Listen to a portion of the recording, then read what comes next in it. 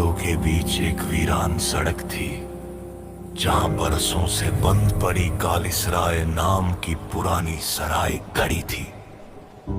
लोग कहते थे कि वहां से रात में चीखें आती हैं, पर कोई जाने की हिम्मत नहीं करता था। एक ठंडी सर्द रात, चार दोस्त आरव, नील, तान्या और कबीर रोड ट्रिप पर थे। तेज बारिश में गाड़ी खराब हो गई, पास कोई जगह नहीं मिली, बस वही सराय। बहुत मना करने के बाद भी आरव बोला, रात भर रुक जाते हैं, सुबह मैकेनिक आएगा। सराय के अंदर घुसते ही दीवारों से नमी टपक रही थी। सन्नाटा इतना गहरा कि अपनी सांसों की आवाज भी डराने लगे।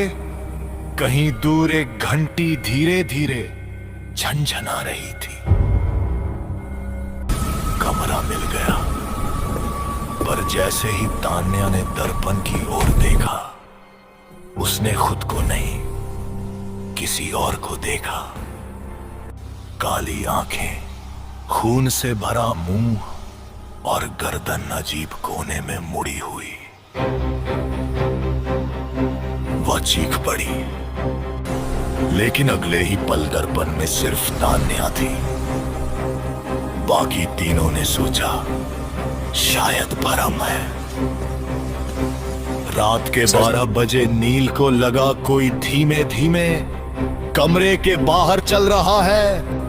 वह खिड़की से झांकता है, कोई नहीं, पर नीचे मिट्टी में इंसानी पैरों के साथ उल्टे पैरों के निशान भी दिखाई देते हैं। तभी गलियारे की लाइट झपकने लगी और एक औरत की आवाज आई, तुमने गलत जगह कदम रखा है। कमरे का दरवाजा अपने आप बंद हो गया। हवा ठंडी बर्फ की तरह कमरे में फैल गई।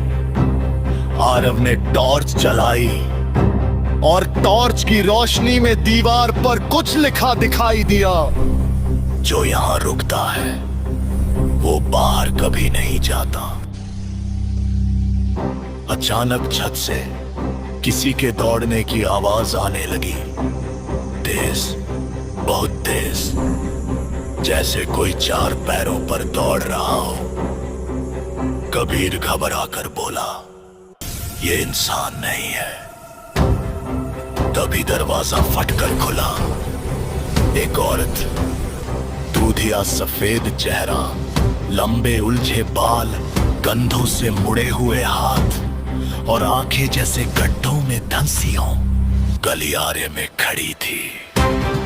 वो बिना चलाए जमीन पर फिसलती हुई आगे बढ़ने लगी। आरव ने देखा, उसके पैर जमीन पर नहीं थे। भागो, नील चिल्लाया। चारों गलियारे में भागे, पर सराय एक भूल भुलैया बन चुकी थी। कमरे बदलते जा रहे थे, सीढ़ियां कभी ऊपर कभी नीचे जाती। हर रास्ते पर वही आवाज गूंजती, तुमने आखिरी रात गलत जगह बिताई है। कबीर चीखता हुआ गायब हो गया, फिसलते हुए जैसे अंधेरे में खींच लिया गया। तीनों ने सराय का मुख्य दरवाजा ढूंढने की कोशिश की, लेकिन जहां दरवाजा था वहां अब दीवार थी। तान्या रोते हुए बोली, ये जगह जिंदा है, ये हमें खा रही है। एक कमरे में पहुंचकर तीनों ने देखा, कबीर कुर्सी पर बैठा है, पर उसकी आंखें खाली थी, शरीर ठंडा और गर्दन वही अजीब कोण में मुड़ी हुई। और उसके पीछे वही औरत खड़ी थी, चेहरा और पास सांसों की आवाज किसी मरे हुए व्यक्ति की तरह। वह फुसफुसाई, अब तुम भी यहीं रहोगे। आखिरी चीज जो आरव ने महसूस की वो था किसी ठंडी अस्थाई चीज का हाथ जो उसके कंधे पर रखा जा रहा था, और उसके बाद सिर्फ चीखे।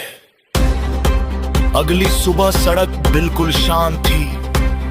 मैकेनिक आया, गाड़ी ठीक की, पर सराय खाली थी।